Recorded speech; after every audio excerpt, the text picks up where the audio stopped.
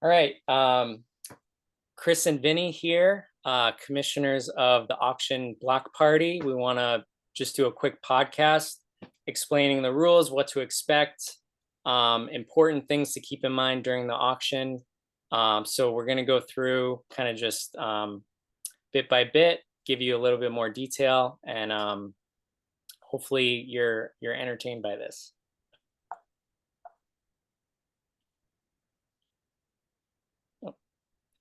So for the agenda, we'll do some introductions, basic league setup, player acquisitions, mostly through the auction, scoring and playoffs, and then what we're looking at for timeline for this league to get kicked off.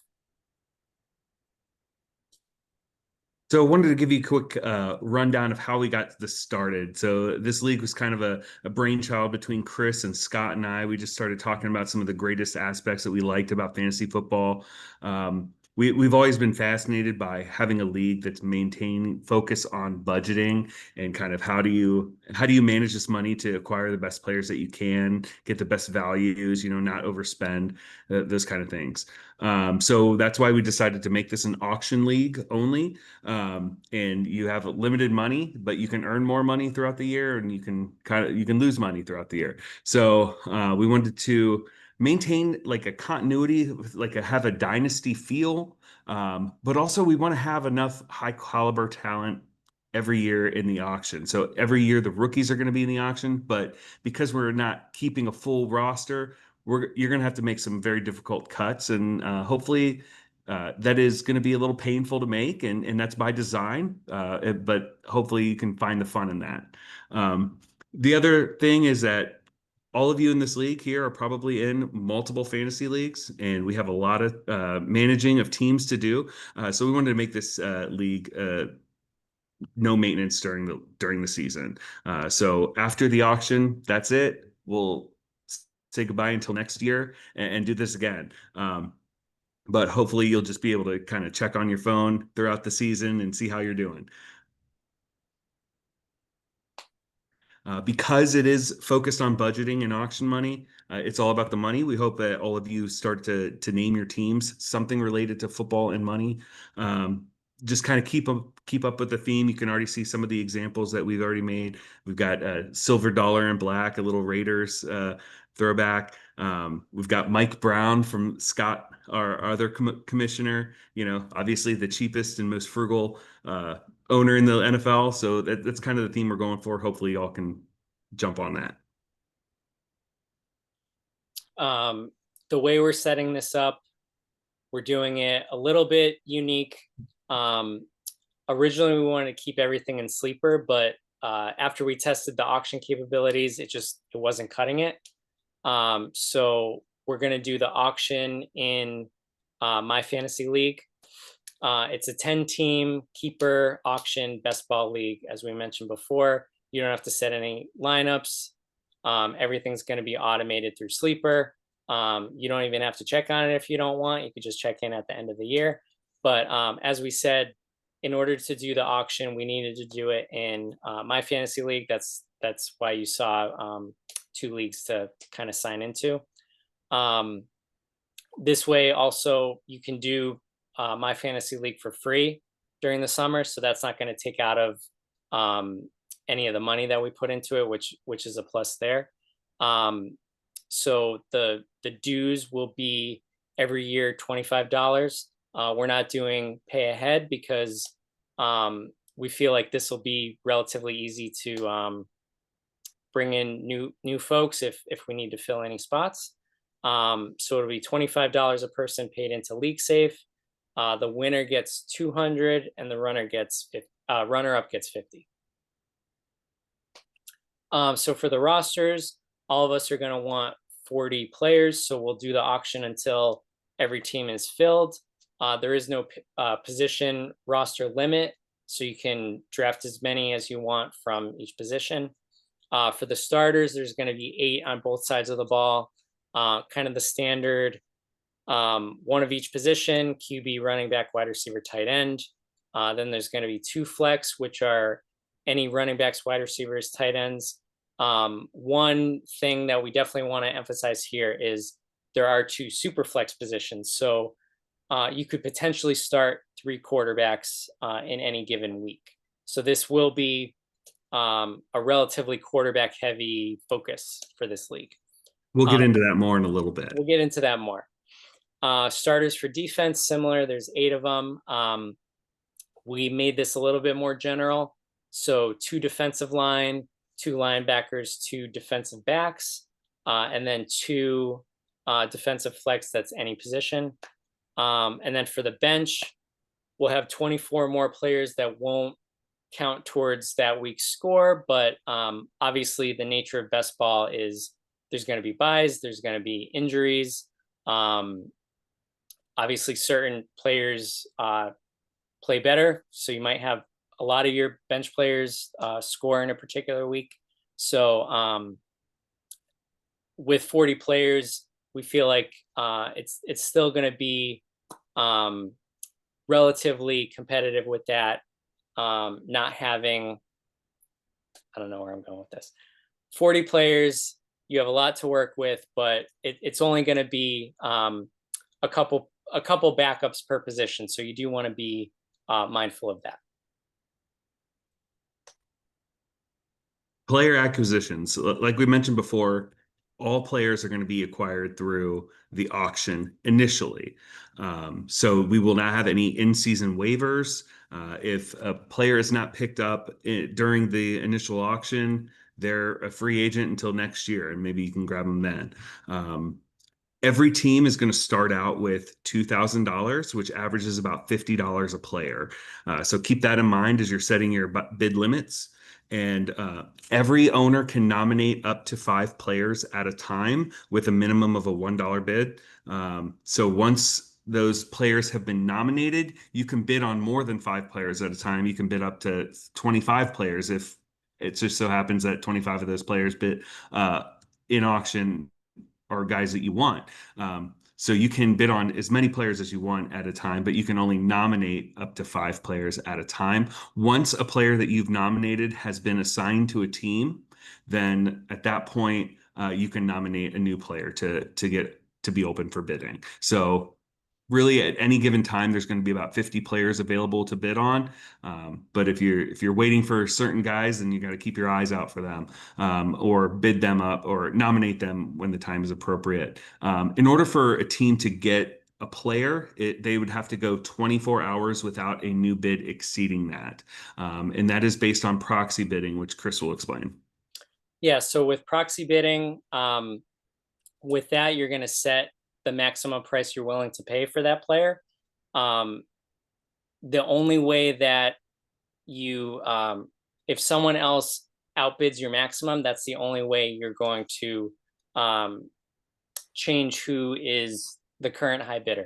So to explain that better, the system is going to automatically increase your bid if someone puts in a bid that's lower than your maximum bid.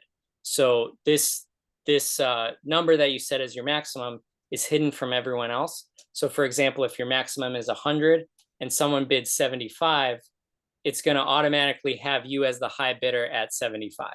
So you're not going to lose the bid until they bid 101, for example. As Vinny mentioned, once 24 hours, once 24 hours go without a new high bidder, that's when you would win the player. We are doing trading throughout the auction. So you can trade players, you can trade budget. You're not able to trade them until you actually have that player. And then any auction budget remaining at the end of the auction is carried over to next season. So that could be a strategy if you wanted to potentially tank and have more to spend next year, that's an option.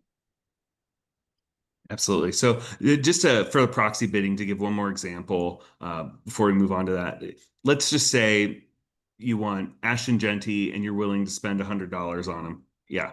And we kind of hit this. So if somebody bid 75 on him, then you would actually pay 76 for him.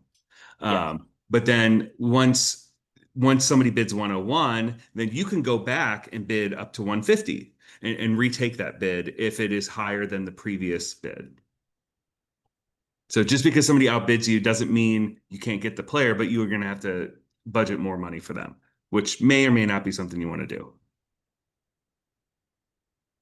Okay. So for keeping players, next year, every team is going to get $1,200 added to their budget in order to do the next auction. This Which is is added, in line with the $50 per player. correct. At that point, we'll have 24 players that you have to bid on to fill the rest of your roster. Because we're going to have 16 keepers, 8 offense and 8 defense. So like we mentioned, $1,200 auction money, that's going to add to any money that was rolled over from last year. And then we're going to mention a little bit later, there is a way to acquire more money through the toilet bowl. There won't be any draft picks. So in place of draft picks, you'll have a certain amount of auction money that would be added to give you a little bit more of an advantage in the next auction. So we're going to have trading open 2 weeks before the keeper selection deadline. As Vinny said, we're hoping to make these decisions difficult. Obviously, only keeping 8 offense and 8 defense. You're probably going to have players that are your 9th best, 10th best, 11th best that you're not going to be able to keep. So that's an opportunity for you to trade and potentially get auction money for that, or obviously trade your studs for maybe 2 lesser players. The possibilities are endless. So as we mentioned, 16 keepers. Once all the keepers are determined, we'll increase the roster limit again to 40 just before the auction starts, so that you can do a little bit more trading once you know what players are being kept at that point. Keeping quarterbacks, this is going to be the interesting one because it is a super flex league, because we only have 10 teams. You know, there's could be potentially up to 30 quarterbacks as starters each week. Quarterbacks are going to cost a lot of money. However, we don't want people to hoard quarterbacks, so you're going to have to pay for them. So essentially, if you keep a quarterback, you will deduct the amount of money that you previously bid on them. So let's say you got Josh Allen for $250.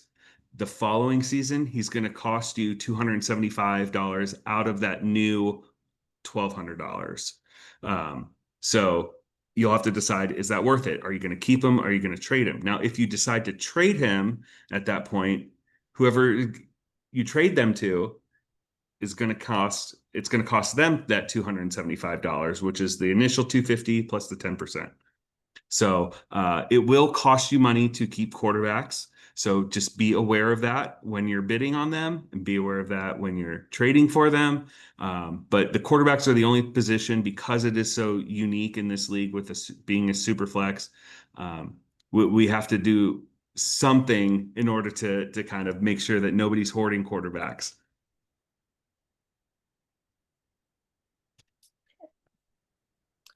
So with the scoring, pretty basic. What you would expect in a PPR league. The one thing to keep in mind is passing touchdowns will be worth 4. All other touchdowns will be worth 6.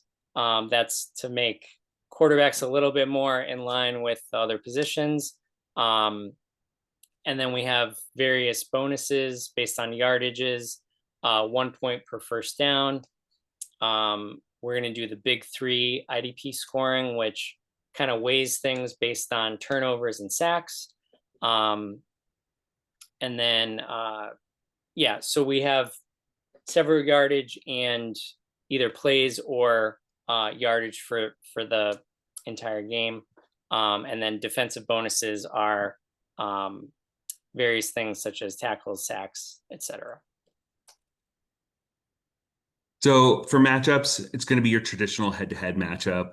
You're going to be facing off against another owner. Whoever scores most points wins. Whoever doesn't loses. In addition to that, we're also going to throw in a weekly match against the league median. So if you were the two lowest scoring teams, but you still get a win, so you're going to go 1-for-1 that week because you're going to be below that median. But if you lose your matchup in the high scoring shootout and it's both teams are well above the median, at least you're going to not be penalized for losing that game when you had such a high scoring week. At the end of the season, the standings are going to determine your playoff seeds based on the win percentage. For playoffs, again, the top 6 teams are going to advance to the playoffs. And it's just a 1-week matchup for playoffs starting in week 16 and ending in week 18 for the finals. The top 2 teams in win percentage at the end of the season are going to get a bye week. So the loser of the first round matchups will go into the toilet bowl. But everybody else in the final 4, if you're in the final 4, then you won't be in the toilet bowl at all. Yeah, so for the toilet bowl, as we mentioned, the losers of the first matchups in the playoffs will face off to determine 5th and 6th place. So the winner of that will be 5th place. The loser of that will be 6th place. Any non-playoff teams compete in the toilet bowl. For the final rankings, the losing team advances because obviously the worse you are, the more money you're going to need to improve your team. So last place is going to get 250, 9th place 150, 8th place 100, and so on. With a small addition if you made the playoffs, but you were one of those 5th or 6th place teams. All right, and as we conclude, we're looking to begin the auction this Sunday, June 29th at noon is when you can first start nominating players. You don't have to nominate right at noon. You can. Hopefully everybody's excited and ready to go. But if you want to check it out later in that day, you're fine. And you can nominate as often or as little as you want. Once all 40 players to all 10 teams, then we're going to call it a day. Chris, Scott, and I are going to work to transfer all of your players over to the sleeper team, and we'll be ready to go. So hopefully you all have fun doing this auction. I think it's going to be great. I think it's going to be wild, and I don't think anyone knows what to expect because there's nothing out there like this. So we're really excited to see what this is going to look like. Also want to look ahead to next year as we're thinking about our keepers. We're going to shoot for a June, July timeframe. Don't mark these June dates as set in stone. They will be adjusted based on what's going on during next summer. But just to kind of let you know, we're going to have a 2-week window for trading, setting your keepers, kind of getting your new auction budget set for the next season. And then once we get the keepers selected, shortly afterwards, we're going to start that 24-player auction, which will include the new rookie class as well. So there will be a new influx of talent coming into the league at that point. If at any point you have any questions, please feel free to reach out to Chris, Scott, or I. We can help you out with this, but hopefully this short podcast helped you all understand the league a little bit better and get you excited for kicking off the auctions. So that's all I got.